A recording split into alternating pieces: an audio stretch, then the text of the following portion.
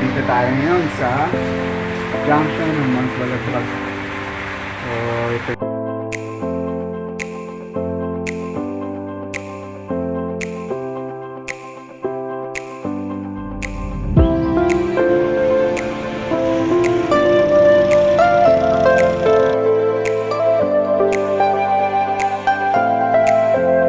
So, pasado alas 4. Dito tayo ngayong boundary ng Quezon City, so Payatas Gravel Road at saka Zigzag Road.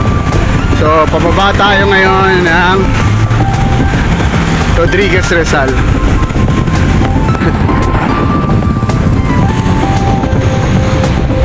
Tara, pasyal tayo.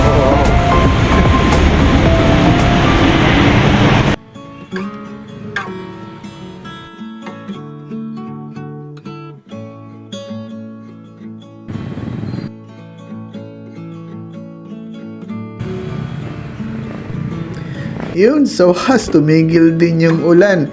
Ilang araw din itong weekdays na nag-uulan. Nakala ko hindi nahihinto hanggang ngayong weekend.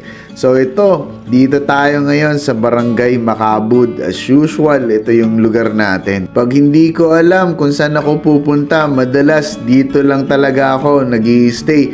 Pagtapos dito, marami ka naiisip kung saan mo gusto pumunta. Maraming trailhead dito. Kapoy, kakaakit lang natin dito sa Sitio Ujungan.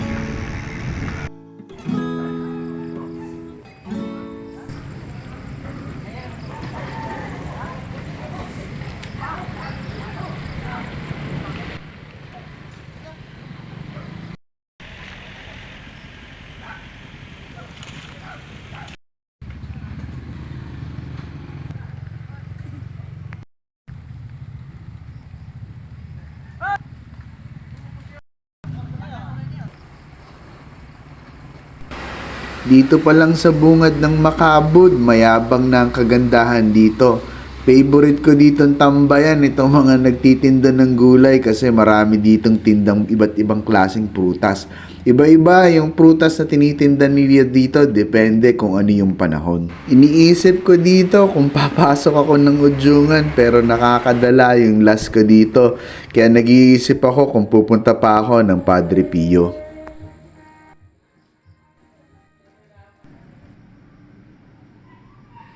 Lagay tayong ilaw. Madilim na. Waiting siya. Dito tayo kumain noong nakaraan.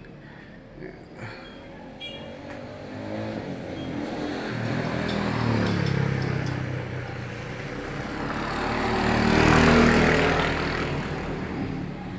$360.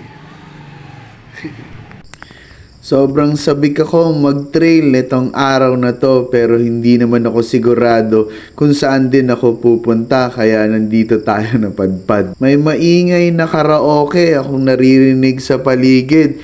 Nakakailang yung dilim pero nadidistract yung takot mo dahil doon sa tunog na naririnig ko sa paligid.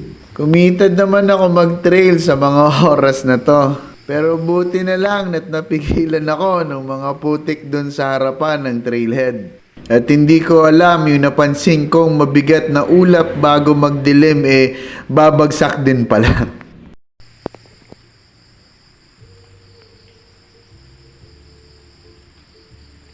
Wasak ang trail. Ayoko niyan. Ayoko niyan.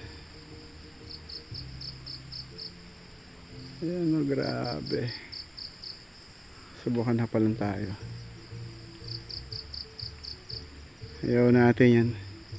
Bagong laba yung sapatos ko. Tapos ilulubog ko na naman uli. Yung isang sapatos ko na ME5. Pero although na medyo matanda na, halos mahigit siguro 4 na taon na, nadurog siya. Laging nababasa kasi dahil sa mga ganyan na klaseng trail. Saka nilulubog natin sa ano. Nilulubog natin kasi din sa ilog eh. So balik na tayo. Binaba natin kanina yan.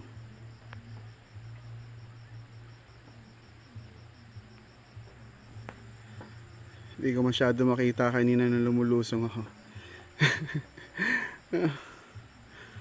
Ano pala? It's gnarly. Madulas pa. Basa yung lupa, kaya siguro maputik din yung lugar. So perfect yung condition ng lupa sana kahapon. Kasi hindi nag-uulan nung simula nung Friday. Pero parang ngayon lang nagsimulang umulan-ulay. Kaninong madaling araw. Mas medyo madilim yung langit ng atin ngayon. Okay, so palabas na tayo. Di kaya.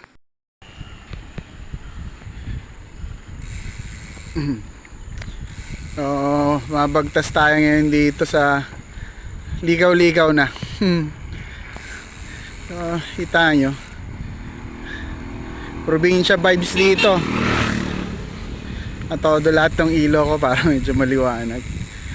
Tutok tayo sa gilid para makita nyo na maraming puno at mga ano pa halaman yung gilid. Hindi pa napupuno ng mga bahay, halos yung gilid ng kalsada. Kahit na kita nyo na may kuryente na. Halos karamihan dito gantong oras tulog na.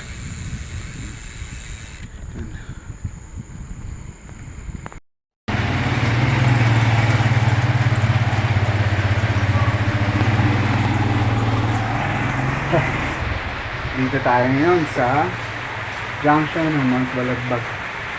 So, ito yung waiting shed kung saan yung mga motorsiklo nag-aabang. So, maambon, muulan, basa yung ulan na dito muna tayo tigil.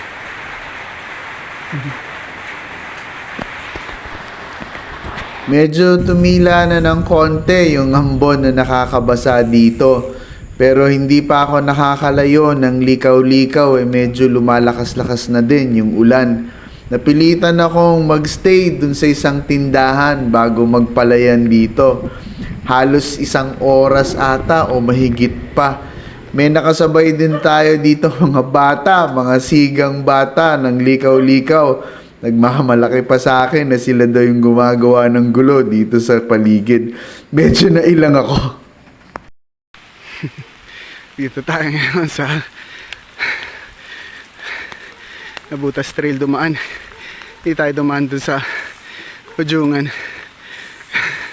Kanta ko sa inyo mamaya. Okay. So pasok muna natin itong cellphone. Baka maubos yung ngipin natin dito. Halos maghahating gabi na nang marating natin itong bukana ng Sitio Harangan. Maraming salamat sa pagsama sa atin. Sana na-entertain kayo o sana may natutunan din dito sa video natin. Hanggang sa muli, sana magkita tayo sa trail mga kuyang.